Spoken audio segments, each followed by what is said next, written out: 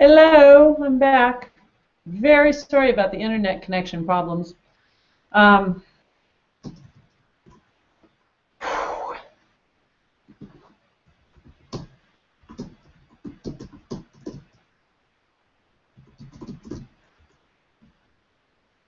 okay, I am back. Let me know if you can hear me.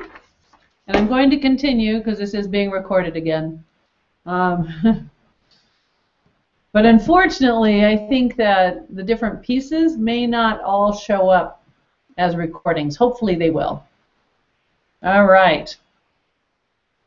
Okay, so here's where we were. We were talking about the door on the right. Then the door represents a sense of accomplishment and drive, being able to love what you do, being clear-headed, aware, and sharp.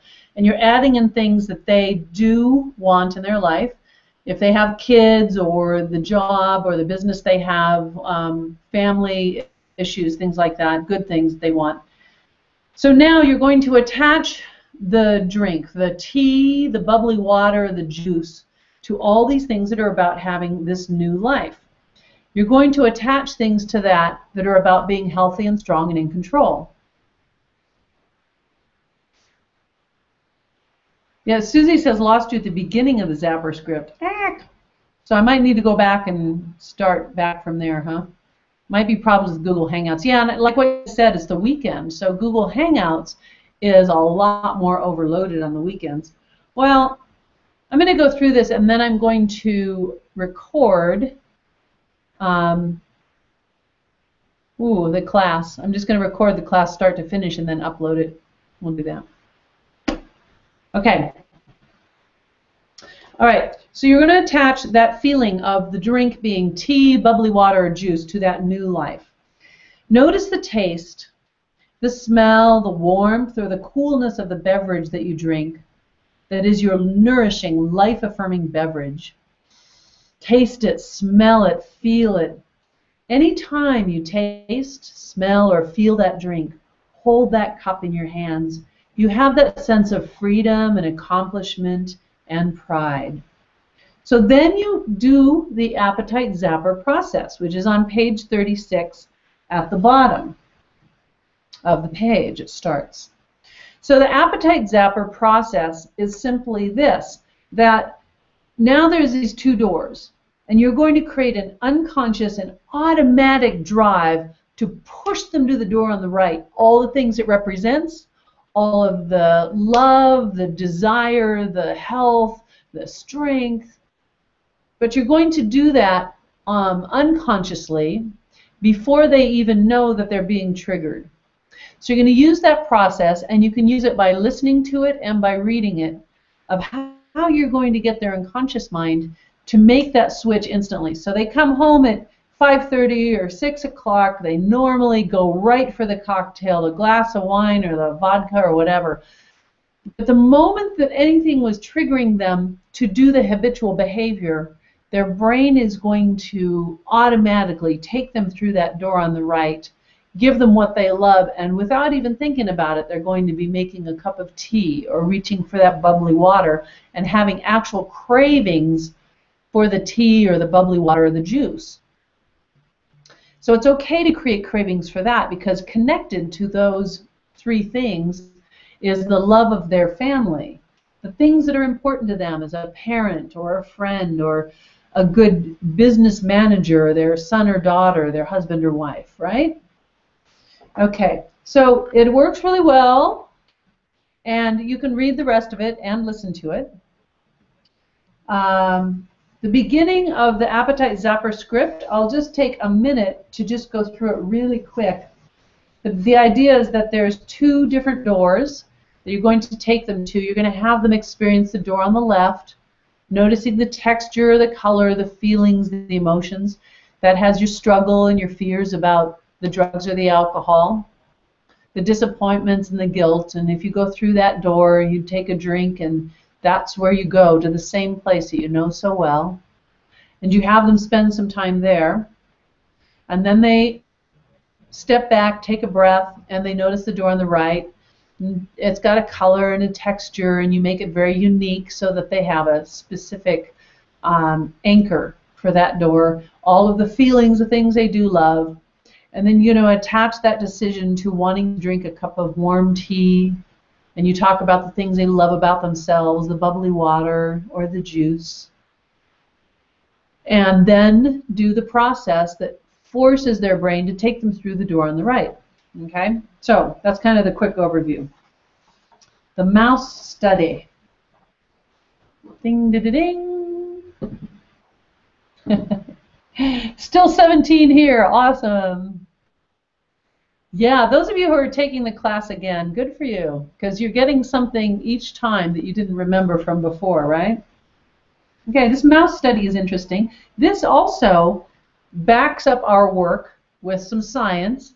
It shows why the things we're doing actually work to change the brain in the way that they are researching the brain to see what's going on. So, here is the mouse study. Morikawa, a neurobiologist at the University of Texas at Austin, he found that repeated use of alcohol can make the brain more susceptible to forming reward-based associations.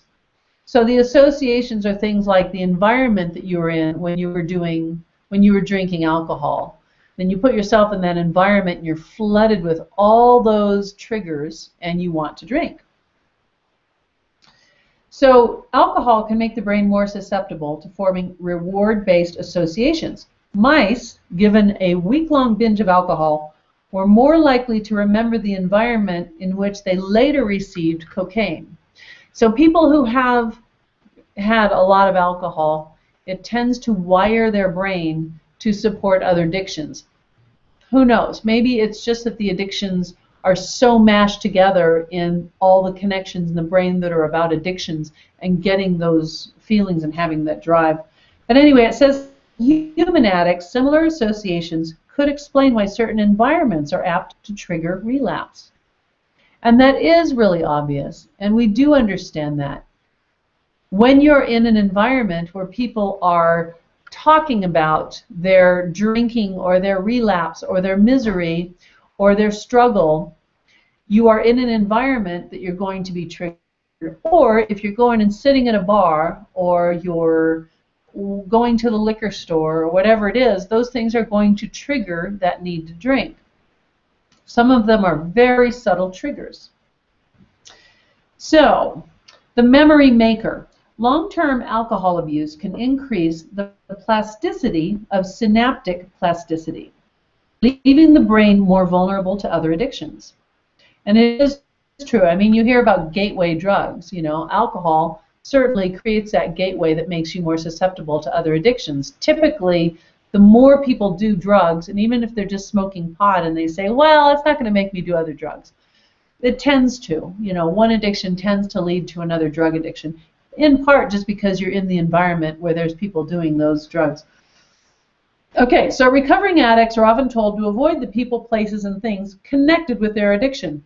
They're told to avoid normies, which is just people who don't abuse drugs and alcohol.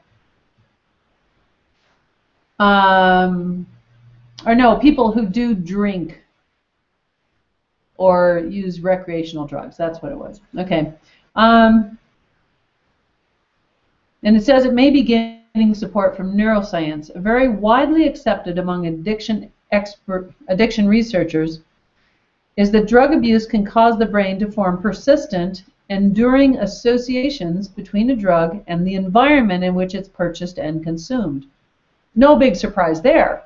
We know that. We know that's how people get triggered to have a phobia of something. I mean, you have associations or old memories that are getting triggered from when you were 3 years old.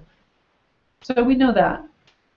But this is good because it backs it up. These mental ties represent a subconscious form of learning and contribute to the tenacious grip of addictions. All forms of learning and memory rely on synaptic plasticity, which is basically the neural pathways, creating those synapses that connect to an emotion or an experience or a memory. So the synaptic plasticity described here is the ability of the brain to tweak the connections between neurons. These connections or synapses can be strengthened by a process known as long-term potentiation, LTP. So if you go to lots and lots of AA meetings, what do you have in your environment when you're in those meetings? What are you mostly hearing and experiencing when you're in those meetings? So go ahead and type in what the fears or the conversations or what kind of things you might experience in those AA or 12-step meetings and in rehab. So Morikawa puts it in more straightforward terms. The goal is not simple. We are talking about erasing certain memories without affecting others. But I believe it's an attainable goal. So from a science point of view, they're trying to find a way to do this by giving you a drug. And that's a really difficult thing to do. But they want to erase certain memories. We don't want to erase memories. We want to change the reaction to them. We want to change the content or the meaning of the memory, but not erasing the memory. So one of the things we're going to talk about is how using the past timeline work that we're going to learn about later, some of you already know, is how you change the meaning of the memory. So if you have a memory in your past and you visit it and you realize it's filled with, let's say, shame, and every time that memory is triggered, that feeling of shame comes up and it's so big that you've got to do something to escape it, so you drink or you do drugs. But what we're going to do is not change the content of the memory, but change the lesson or the thing you learn or believe about that. So if the person goes back into that memory and you work through it a bit and say, well, you were young. There are things you did that were probably pretty stupid, but you did learn something from it and something really important. So go ahead and just forgive yourself for that. You were young, you were learning, and for some people that is how we learn. But what is the most important positive thing that you learn from that experience? And then have them give you that positive lesson and replace that emotion with the new one, whatever their lesson is. So now when that memory is triggered, it triggers the new lesson, the new label, or the new emotion in that memory, right? So Jared says, in a 12-step meeting, you are listening to people discuss relapse, because relapse is part of recovery. Yeah, really, darn it. I was hoping to not go there. Failure, victim states, and victim identities. Rebecca says, feeling sad and depressed with powerless people. Julie says, it is vigilant focus on what you don't want to happen. And Susie says, people's needs, cravings, failures, and guilt. And Bob says, others' doom and gloom. So this is the thing that's really hard to convince a lot of the 12-steppers that are really committed to that program. But if you do it gently and slowly and you open their mind to these possibilities with some of the science of how our brain just keeps making massive connections to the things that we surround ourselves with most of the time, and you've heard the phrase, you become what you think about most of the time, and we know about the biology of belief in our environment and what it does to us. Well, in those meetings, are you really doing yourself any good? It's good to have support, it's good to have a team, and it's good to have people who are there for you. But are the right things being infused into your brain? So notice how I'm saying that, okay? Because what I'm saying to you is wording it in a way that you could say it to a person who is really struggling and they're in 12-step, but they've been indoctrinated and they believe it. So I'm asking questions like, you know, our environment creates how we feel and what we know about the brain now, about how these neural networks just connect together based on what our environment is, what we think about, what we hear from other people most of the time. It might be possible that when you're in those meetings, you're actually feeling more fear, you're feeling more powerless, and your brain is actually hardwiring all of those emotions to make them real. And then you're expected to have willpower to overcome it. So these are the things you're giving them and suggesting and saying things like, I'm sure you've heard it said that you become what you think about most of the time. And I'm just really wondering if being in those meetings is actually creating some of the failure you've been experiencing. So Rebecca says we help them to change the perception. Yeah, and the victim states, like my oldest son, Sean, had said after he had gone to one of the meetings and when he was living near me, he said, you know, I went there and listened to this girl talk about how last night people were doing cocaine all around her at this house she was in, and she's so proud of herself because she didn't do it. He says, that's an accomplishment, and everybody's clapping and happy for her. That's an accomplishment? He says, that's not a life accomplishment because you actually put yourself in a situation where you're around people who are doing cocaine, and oh boy, you didn't do it. That's not the kind of things that you want people to applaud you for, but that's what's there. So, there you go. You know, and then the other thing is, when you're in a group of people who are addicts at different levels of their recovery, they are very susceptible to going out and getting high together. So one person after the meeting to another says, well, you know, I got a little hookup if you want to go one last time, and let's go do it. What do you say? You know, you're in an environment where you have a whole bunch of people who have a hair trigger to go and use. Now, when I used to run my radio ads, one of them had a line in it that said something like, if you found that the time that you really need to go out and drink is right after you've been to an AA meeting, there's a reason for that. So I would get these emails from people and phone calls from people that said, oh my God, I thought it was only me. Every time I've been to a meeting on the way home is the only time I feel like drinking.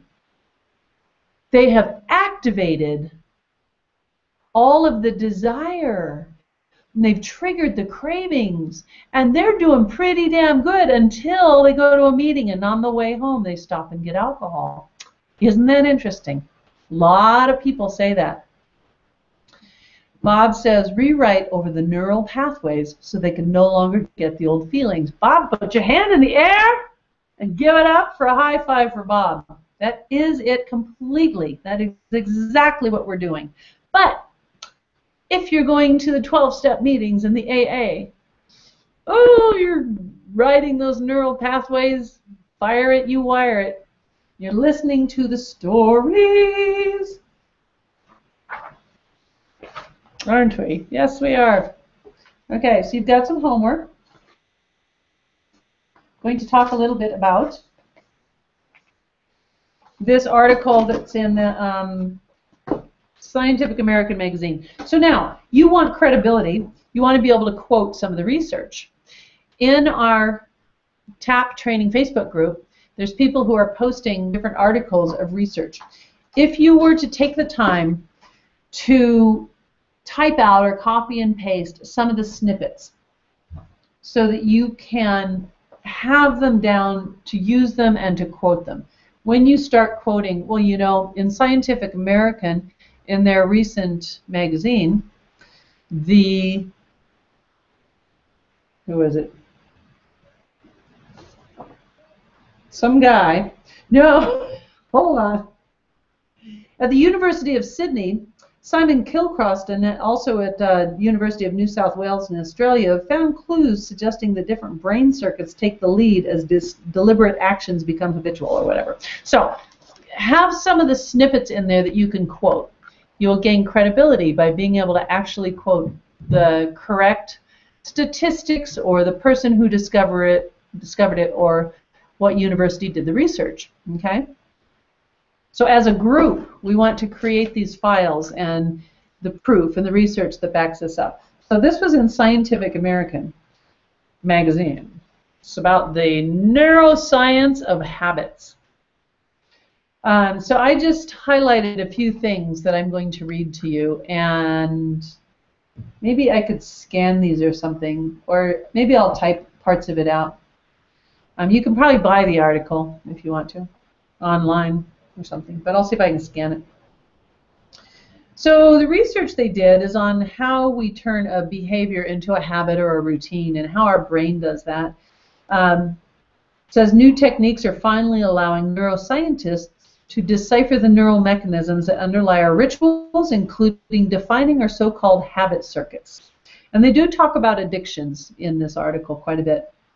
The research suggests that by deliberately conditioning our brain, we might be able to control habits, good and bad. That promise springs from one of several surprises, that even when it seems we are acting automatically, part of our brain is dutifully monitoring our behavior. Some forms of depression in which negative thoughts may run in a continuous loop. So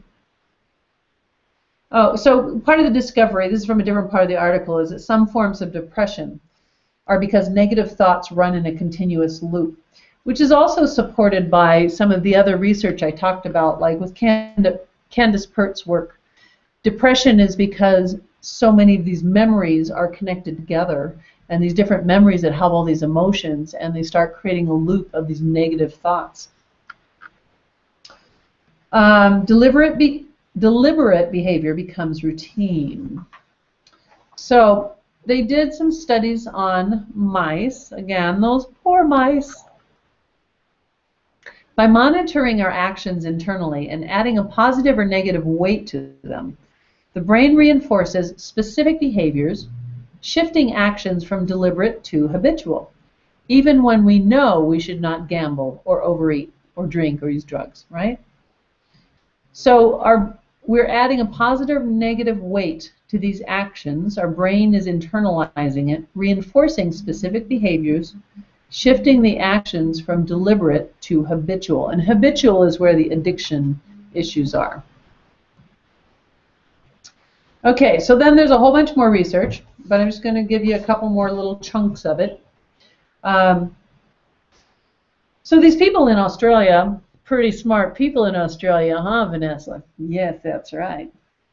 I think there's two people from Australia in here. Is it Susie? Are you from Australia? Who's the other one? Oh, Susie says a scan would be great. Yes, I'll see what I can do.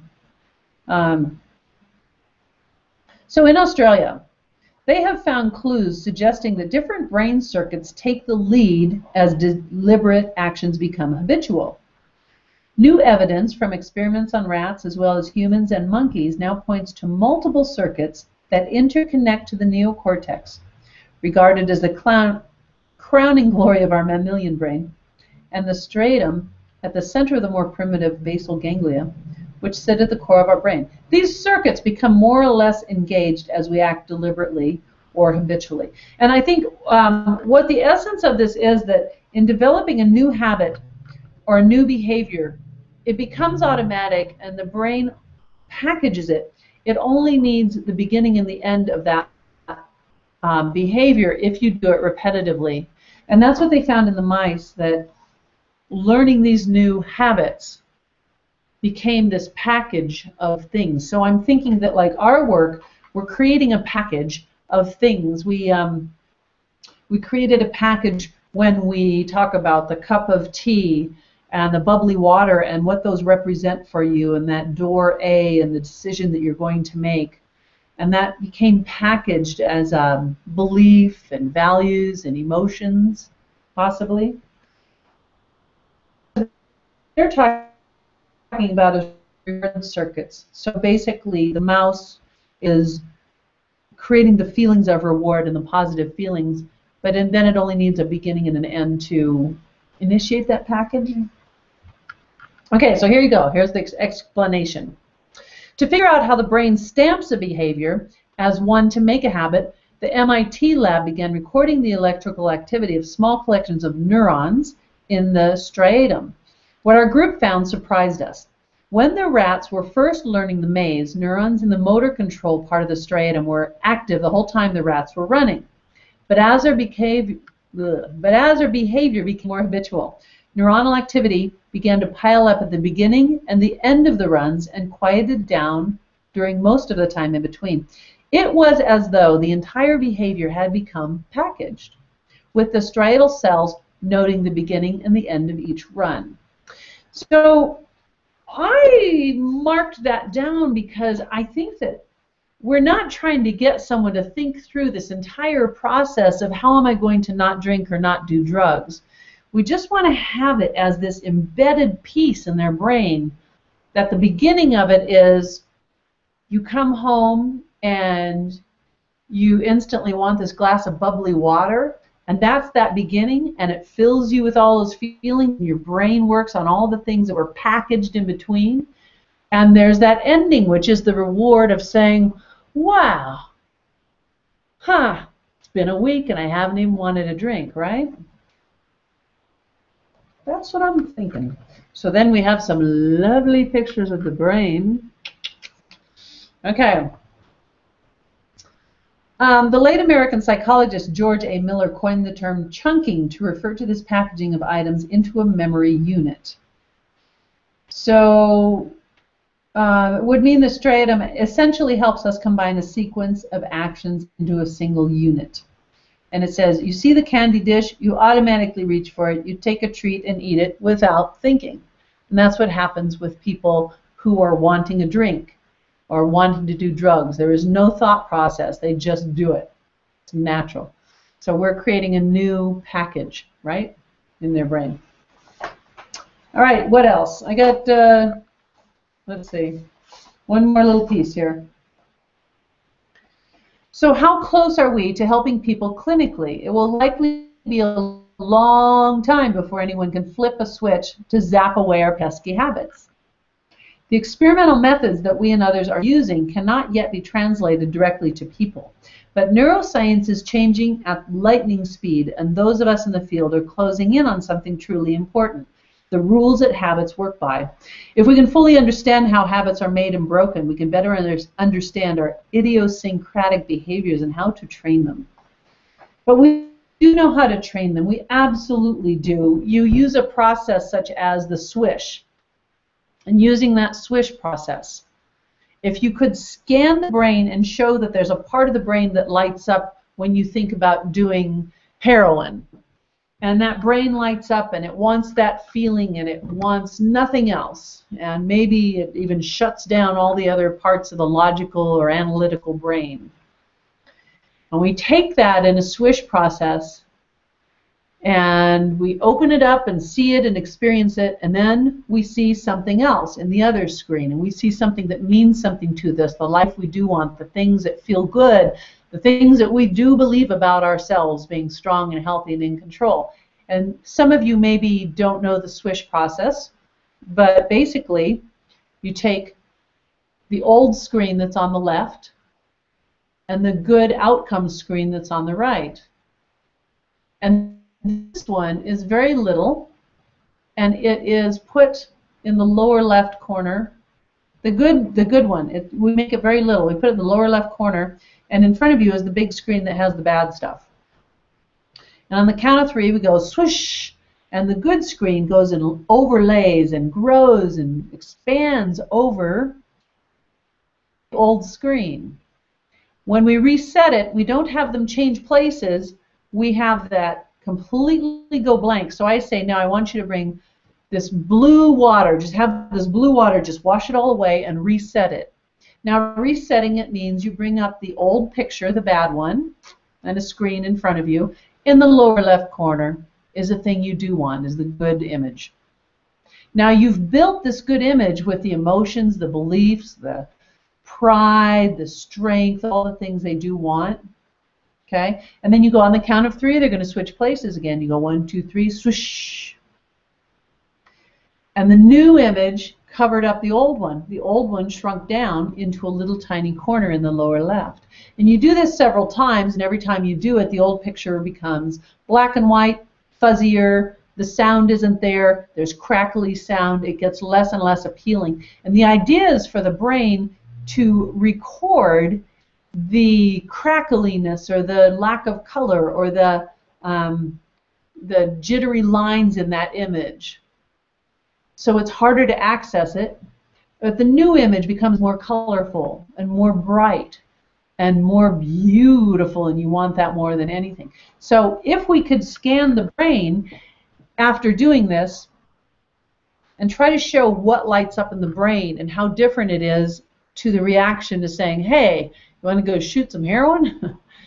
What is different about how the brain is reacting? Because we have basically overwritten the old memory and created new circuitry that goes to an entirely new feeling, image, picture, everything else. But I think the important thing with it is that it's overwriting the old programming, right? So Julie's in Australia. Oh, awesome. You're up bright and early, Julie. Wow, very cool. I'm planning on coming out there. All right, so what was the other thing? There's something else in the notes that I didn't do. Oh, my favorite part. Yay. Okay, so you have about 15 minutes. I'm going to do something with you. And you have to get up and actually do this and participate, okay? So first of all, if I were doing this with a group, and I did for the people who are in my class live in Boulder, I do this for people who are not hypnotherapists, for people who are addicts who are struggling, but doing this is going to change how they feel about going to 12-step and meetings. And you could do this with the counselors in the treatment center. I've never done it with them, but I've done it with a lot of professionals, but never done it with them yet. I will someday. Okay, so what I want you to do is, first of all, remember all the things, and you can type them in if you want, all the things that you have to believe when you're in 12-step or AA or a traditional 12-step rehab center. So then also you're going to look at all the things that are what you would be doing if you're doing the work with one of us, with our beliefs and what we feel is true. So the way I do it is I take my big whiteboard, and on one side, I put a line right down the middle, and on one side I have everybody tell me what is something that you believe about yourself if you're in AA or 12-step. They say you're powerless, powerless, okay. That you have to surrender, surrender. You haven't hit bottom, hit bottom. If you relapse, you haven't hit your bottom, so worse bottom. Relapse is part of recovery. We have them write down all of these things on one side. Then on the other side, I say, okay, now that you know what the Addiction Freedom Program is all about, what do we believe about ourselves when we're doing an addiction freedom method of overcoming addiction? And they said that you are powerful, that you're in control, that you love your life. And you're writing all these things down on the right side of the paper. That, like, what other things? You can type them in if you want. So all of that you're no longer an addict, that you're not diseased, you're not in recovery, that you are strong and healthy and in control, etc., right? Okay, so now here's your part that you need to do is, oh, I have a kitty that just joined me. You need to get yourself a kitty. Don't step on the keyboard, kitty. All right. It's firmly parked on my table. All right, so now what you would do, I have usually a big roll of duct tape or masking tape or some kind of tape, and I ask my participants to take that tape, and I want you just to make a line on the floor. I want them to do it, but make a line on the floor with the tape all the way across the room. Keep in mind that you are going to poison one part of the room, and your participants are not going to want to go to that part of the room ever again. Okay, so now I want you to stand up, and I want you to go and imagine that we have made a line down the middle of the room, and I want you to stand on one side of the room, on one side of the tape, imaginary tape, and close your eyes, and this is what you do with your participants, okay? They would all be standing there with their eyes closed. Say, now, I want you just to notice that if you could pretend right now and tell your mind that you're just doing an experiment, and you're going to let yourself experience it fully, but it's just an experiment. So now, I want you to know that you're wanting to overcome an addiction to drugs or alcohol. And I want you to realize that you are powerless. And what you're doing here is you're just reading down the list. So some of you are standing up with your eyes closed. I just want you to internalize this. You're powerless. You are diseased. Relapse is part of recovery. You're going to have to fight every day to make it till midnight. It's going to be always one day at a time. If you relapse, it means you haven't hit bottom. You have to get worse.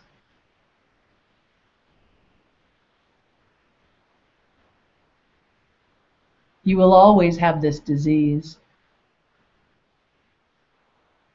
You have to keep going to meetings. If you don't, people are going to say you're a dry drunk. Now you have to stop drinking or stop doing drugs. And I want you to notice how confident you feel right now that you're going to be able to stop.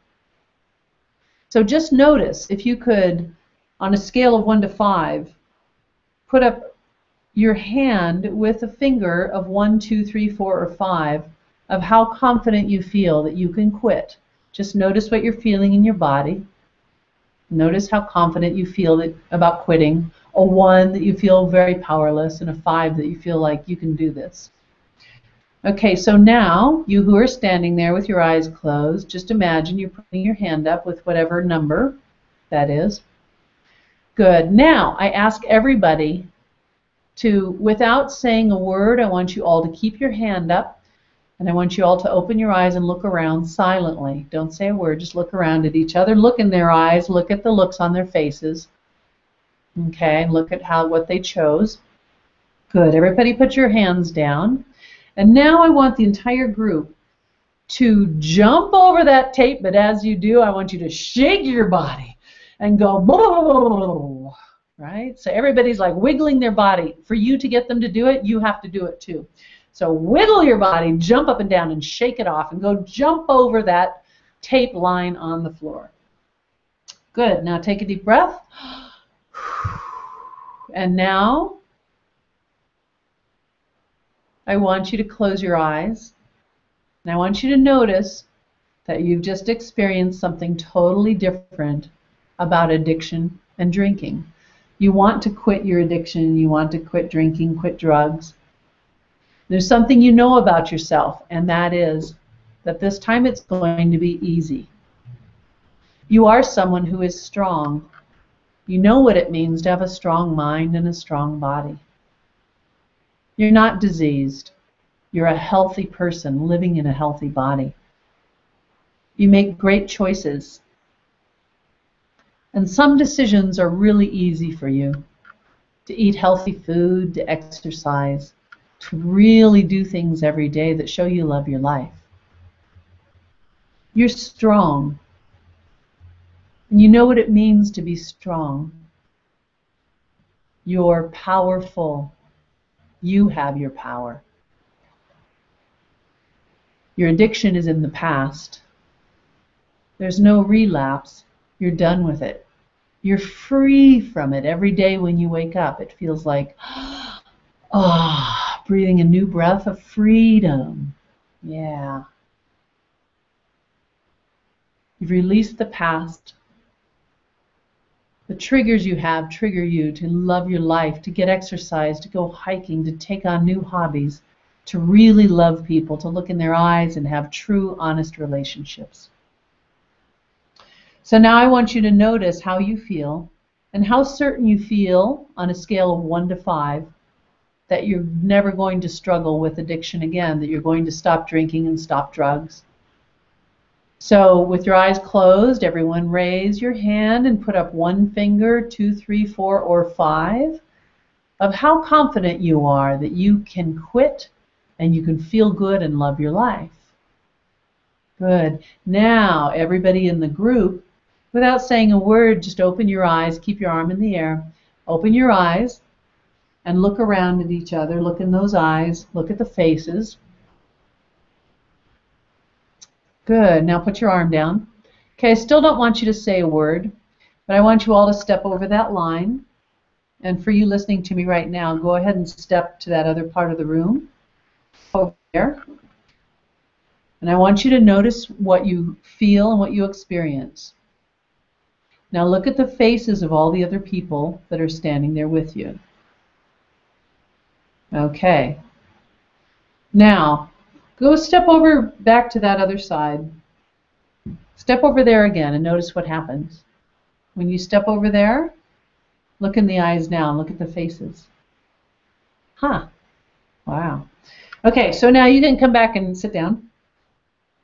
So doing this experiment, what happens is that if you're the trainer and you're watching your participants when they're on the side of the line where they're in the AA and 12-step scenario, their faces get really sad, their posture is slumped down a bit, and when they raise their hand, typically they will only have a 1 or a 2 in their fingers of how confident they feel that they can overcome this. When they open their eyes to look at each other, it's really interesting what they see. They see all this sadness and this hope and this helplessness, powerlessness.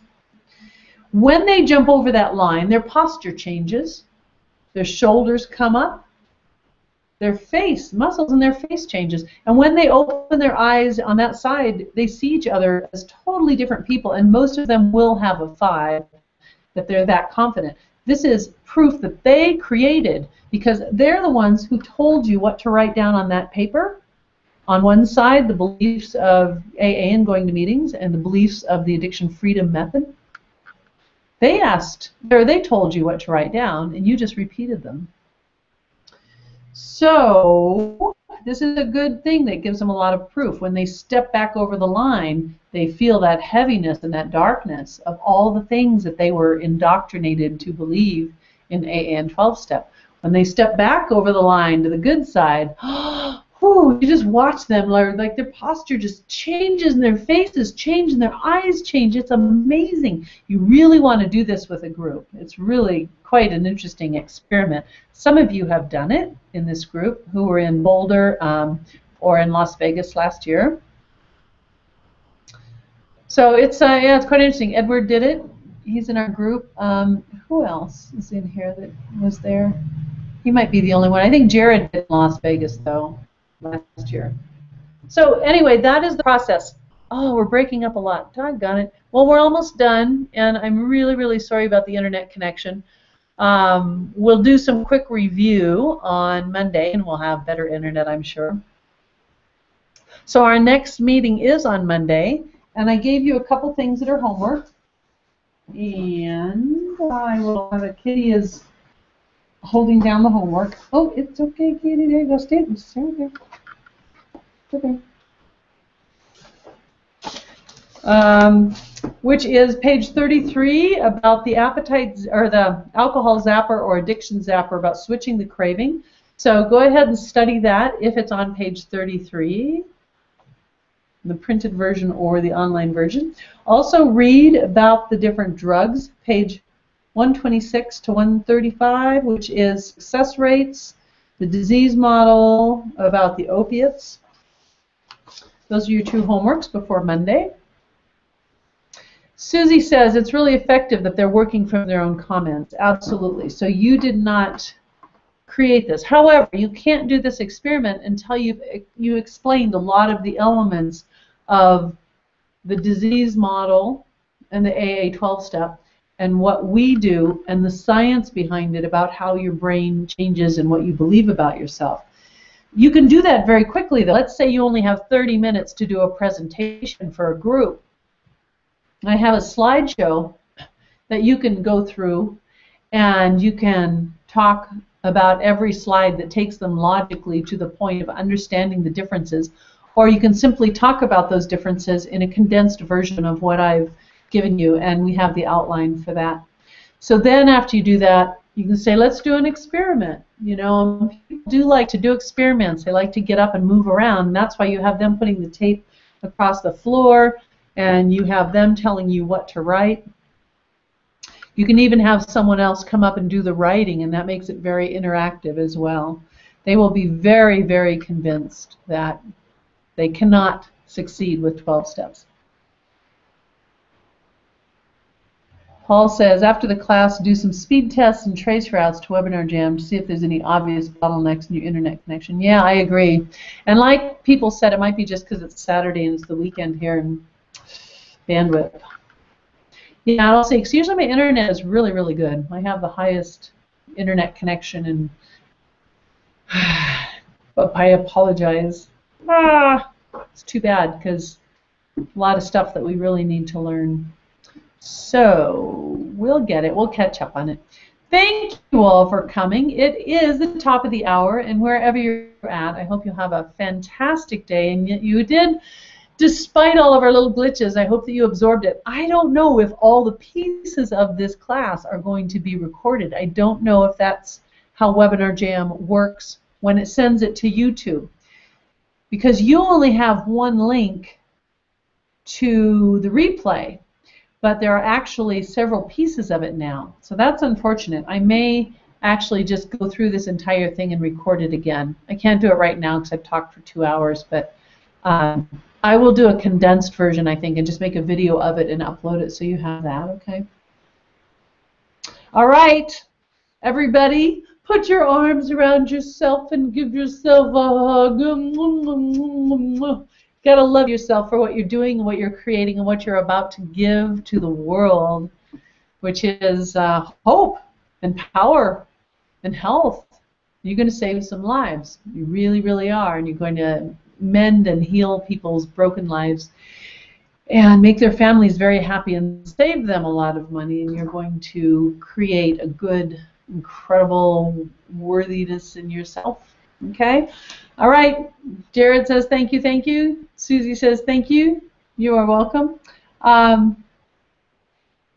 Edward has an author interested in hypnosis for a story. Is it possible to make someone completely forget an event? For example, a hypnotized detective. What? Forgets the case she's on. Huh. Hypnotized detective forgets the case she's on. Well, yeah. He probably wants to write a screenplay, or he needs it for a show or something. Certainly, you can. You can scramble that information in someone's brain. Kathy says you'll have 2 YouTube videos, but only 1 Webinar Jam link. Okay, well, I hope so. We'll find out soon enough, huh? All right, Vanessa says it's Sunday there. Oh, yeah, of course it is. Yeah. You are in the future. Okay, well, thank you, everyone, for coming. I'm going to sign off, and I'll see you Monday. Same time, same place. All right. Bye-bye.